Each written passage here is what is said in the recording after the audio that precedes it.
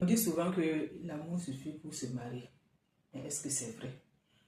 Parce que la vérité, c'est que ce sont les non-dits qui détruisent les foyers, qui détruisent les couples. Voilà pourquoi il est important vraiment de s'asseoir et de bien discuter, de bien parler de certains sujets avant de s'engager. Parce que s'engager, ce n'est pas seulement partager un toit, mais c'est aussi aligner deux visions du monde. Voilà.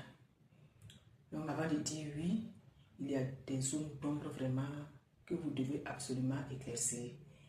Sinon, après le mariage, ce sera compliqué pour vous de vous entendre, voilà, sur certains aspects essentiels de votre vie de couple. Et vous pouvez, par exemple, parler des finances. Il est important d'en parler parce que les finances sont réellement la principale cause de divorce dans les foyers. Par exemple, vous pouvez vous poser les questions suivantes. Quelles sont les épargnes que nous devons prévoir? Comment établir nos priorités en matière de dépenses? Et surtout, qui gère quoi?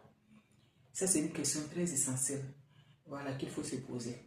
N'oubliez pas que l'argent reste, comme je l'ai dit, l'une des premières causes de divorce. Vous pouvez également parler de la famille, voilà, et surtout la belle famille.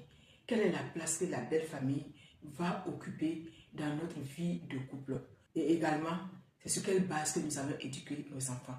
Je vais insister sur la base de la belle famille parce que nous rencontrons beaucoup de cas comme ça.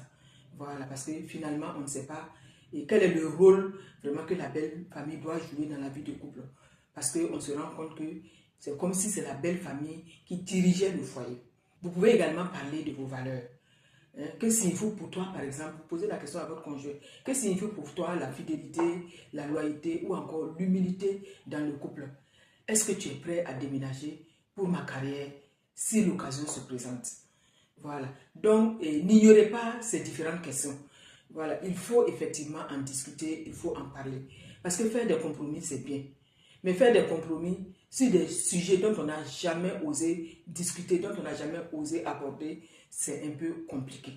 Voilà, parce que c'est préparer une bombe à retardement. Donc voilà pourquoi j'insiste sur le fait que vous devez prendre le temps de parler.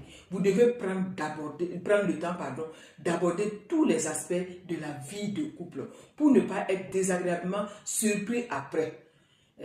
Il est vrai que le mariage est un ajustement constant.